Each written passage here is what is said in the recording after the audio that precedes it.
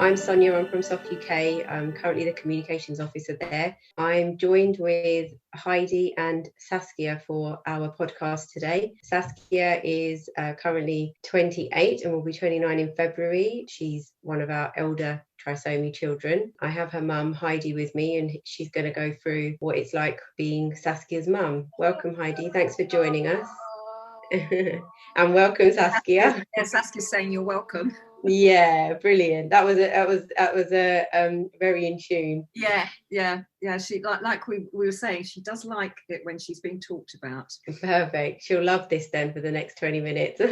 She will, but I may have to push her away actually if she starts to really go for it, because when no problem. Nobody can hear a word.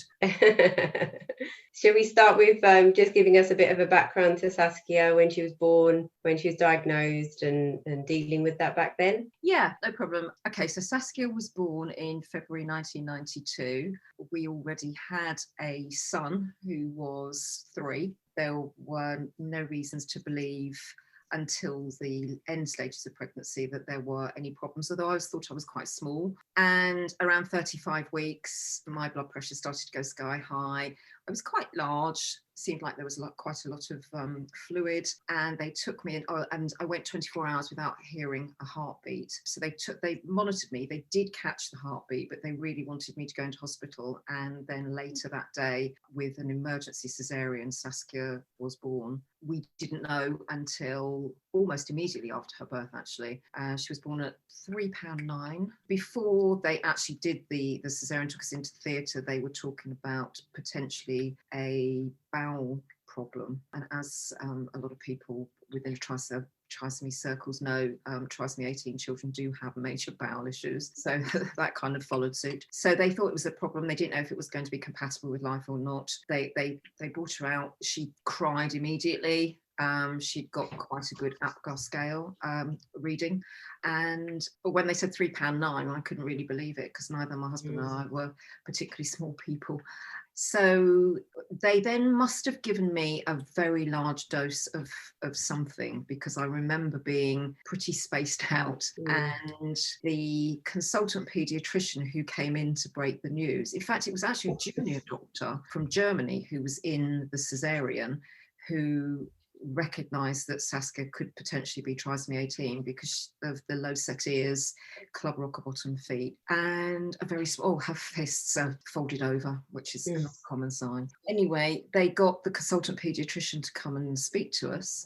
And he was, funnily enough, we'd seen him only the week previously with our son. He'd had a minor problem that we just wanted to check out.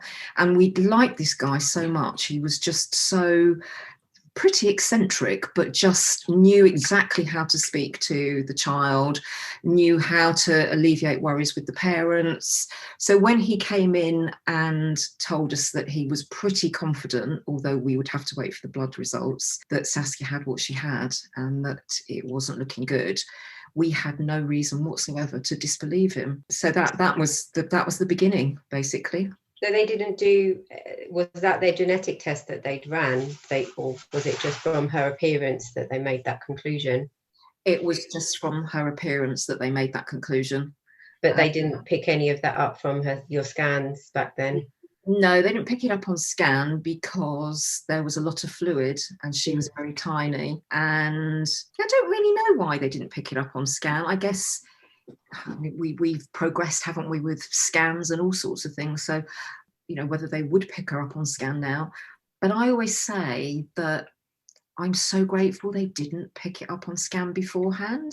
Yeah. Because I probably would have terminated. I can't say that for definitely, and I don't want to offend anyone, but I know my mum was very worried when Saskia was born that it was going to break me as a person. And, we'd have probably had a lot of discussions. My husband at the time was pretty laid back about things like that. I mean, he was brilliant when she was born. So I'm just grateful because I've had 28 years that, whilst being difficult and very different, I wouldn't have wanted to have missed. No, absolutely not. And you wouldn't have, and it's good that you never had to have that worry during your pregnancy of knowing she had some sort of illness or life-threatening condition. You enjoyed your pregnancy with her, and even the birth was, normal as up to the point she was born. Yeah. I mean, we all kind of cheered when she was born and she cried. Oh. Little did we know what was around the corner, but I know. So I assume you'd never heard of Edwards syndrome back then. So what did you do once you'd been told this? Well, the doctor, he left us with a photocopied leaflet that was one of Soft UK's leaflets. Okay. But I think he was quite clever in that he only photocopied the bits that weren't too horrendous, but that were horrendous enough. We read through it and we were just trying to familiarise ourselves. I mean, we were obviously exceedingly upset. We were told to have her christened because they didn't expect her. She was born on Tuesday, they didn't expect her to survive until the weekend. 3 holes in her heart and elevated pulmonary pressure. All 3 holes have closed on their own. She didn't have to have surgery. So they sent us to Oxford, which is our regional hospital, to have scans on her heart, and that was at about day 2. They took her in an ambulance in her incubator and we followed them in the car behind. And the guy that we actually saw, the professor that we saw, was so dismissive of her and her chances. But again, we thought, well, they must know what they're talking about, so we kind of went with it. And interestingly enough, that doctor, about somewhere between 5 and 7 years ago, was sent another child from our area, and his pitter patter to these parents was identical to what he'd said to us. Yet in the same health authority, there is a child who'd gone, this child who got to 20, early 20s at that point. So they weren't interested. Our paediatrician was great, but certainly the heart doctor, he was not interested at all. Yeah. He'd written her off right from the beginning. But it was the paediatrician who fought for her. And in fact, when they discharged her from special care at 5 weeks old, he, at that point, because she'd kind of proven herself, I guess, he was talking about whether she might need, heart surgery at a year old. He certainly wasn't saying, well, we're going to take, he was saying that we needed to go home and enjoy life. And we were reminded that we weren't guaranteed anything, but he certainly could see on the equipment that he had that the holes in the heart had slightly closed. And he was saying that for the ASD, potentially she could have the surgery at a year old. So we left quite optimistically, and we had a hospital at home team who were coming into the house. In fact, the first time they came into the house, they insisted that we went out and with our son, and they looked after Saskia. And when I came back, the nurse had done all my ironing. I thought, I could get used to it. That's an added bonus, isn't it?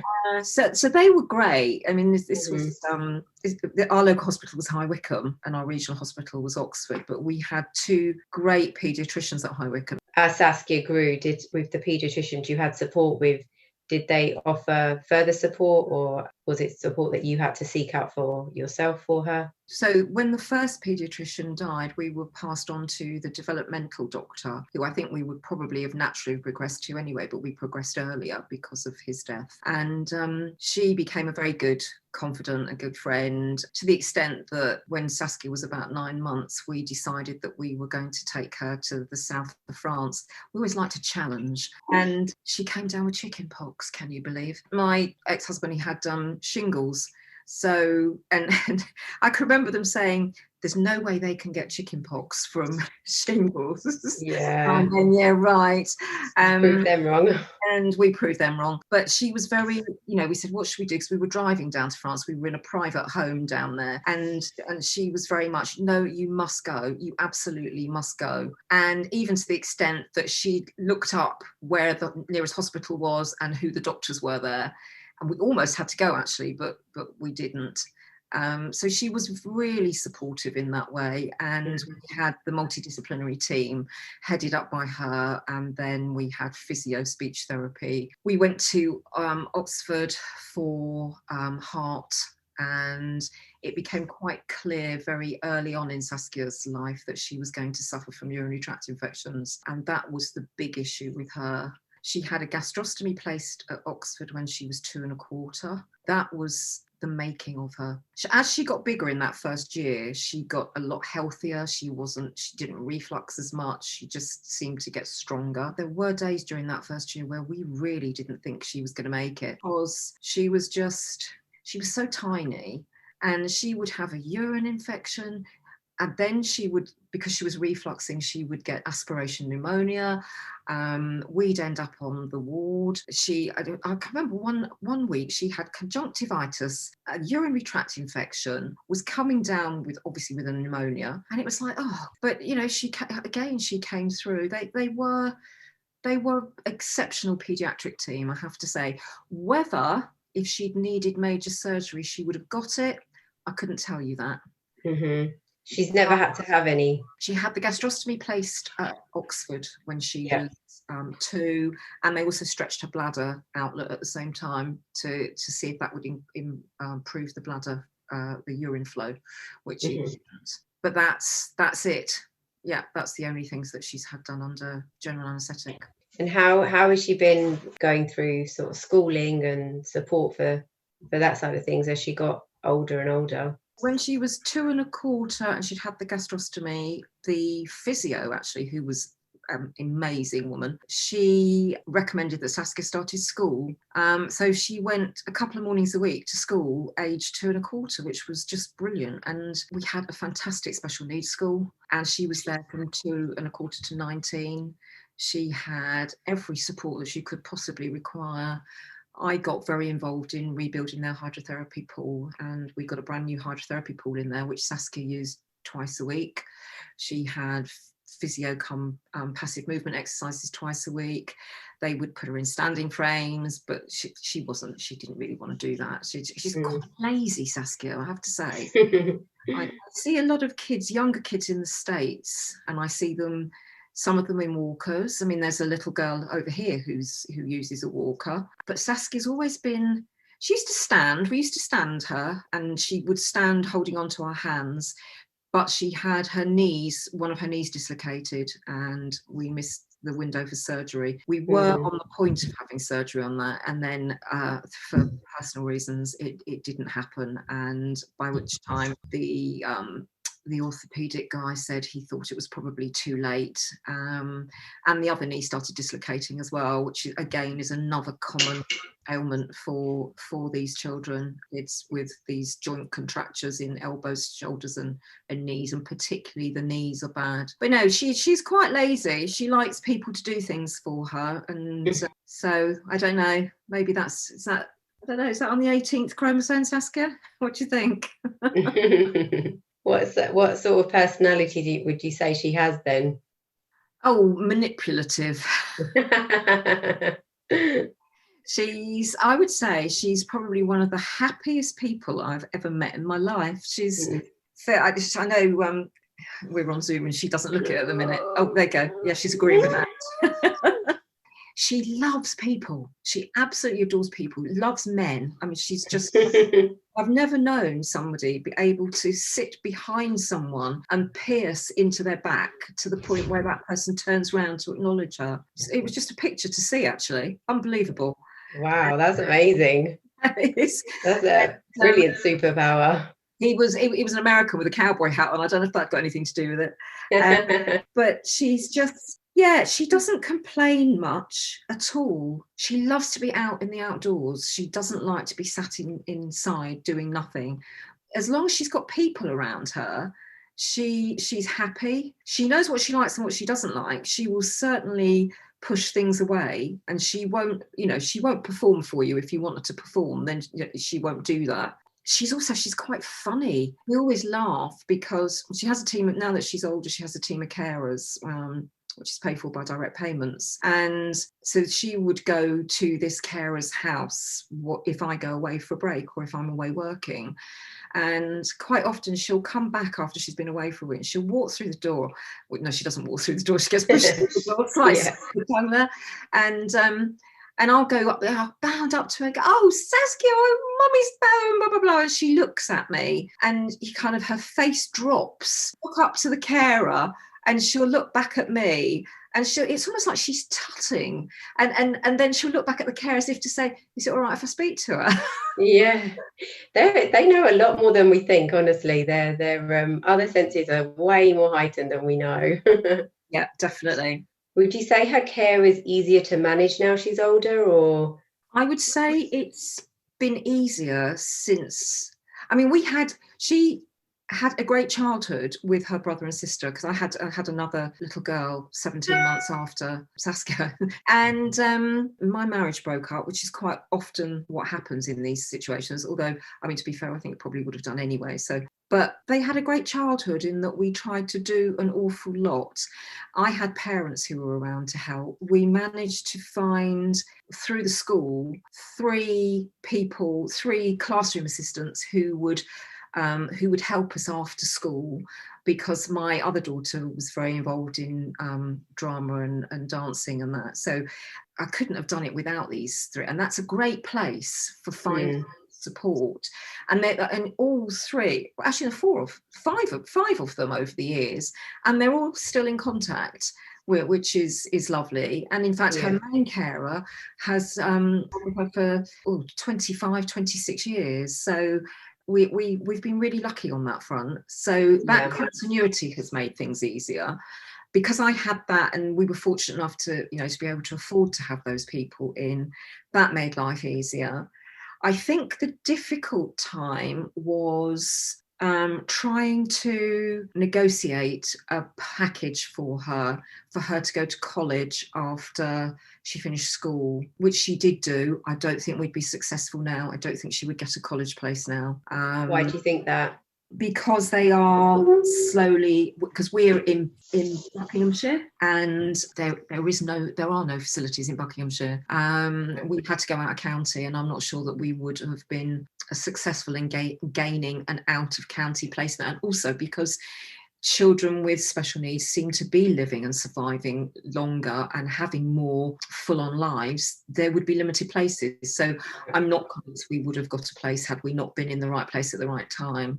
But I didn't want her to go away to residential. We did look at residential, and it was a lovely place, but because she could still be a little bit medically fragile in her teens, I didn't want her where I would have had to have driven at least an hour in an emergency. Yeah, no, that's understandable. And I think out of these situations, you have to see what's going to work for your own situation, at the times. Just to end on our last question, what sort of advice would you give to other trisomy families as their children are growing themselves? Is there any advice or tips you'd offer them based on what you've been through with Saskia? I would say make friends with your medical team. I would say make friends with the school. We were very involved as a family with the school, because I did the hydrotherapy pool fundraising and everything. I got the whole family involved, and that, why not? And that made for a very pleasant time, because we could all do things together, and the other 2 were quite keen to help and that. I would say, if you're in a position to be able to afford it, or if you can get it from social services, to get that bit of support in the house around tea time when it's frantic, so that you can enable your other children to carry on and do as much of their normal activities that they want to. I would say that advocate for your child as hard as you can, but never get to the abusive stage. I've seen so many cases where I see people being extremely rude to either medics or social services people, and don't get me wrong, I've had a lot of crosswords with social services in particular, but you have to have your facts, and I know that I think that's just the way forward. And I do think we do have to fight for our kids, definitely. But it's also, I've always lived by the motto that it's got to be right for Saskia, not what is right for us. Yeah. I hope that's a decision that I can make right until the very end. Yeah. If I have to make that decision, that I do what is best for her, not what is best for the rest of us. Yeah, I think that's a great motto, and you've done a fantastic job with Saskia all these years, and you can tell it's a testament of what a wonderful lady she is sitting next to you right now. You're not going to give me a smile for that, Saskia. Is that a slight smile? Oi. Oh, you're such a misery today. Oh. Well, thank you so much for joining us, Heidi, and thank you so much for sharing Saskia's story with us. I think it will help a lot of families down the line and really inspire them to keep going when they have those difficult days. Oh, yeah, Saskia says, yeah. There you go. You're welcome. I'm always happy to, to talk to anyone that if they've got any queries or anything. Brilliant. Thank you so much for joining us.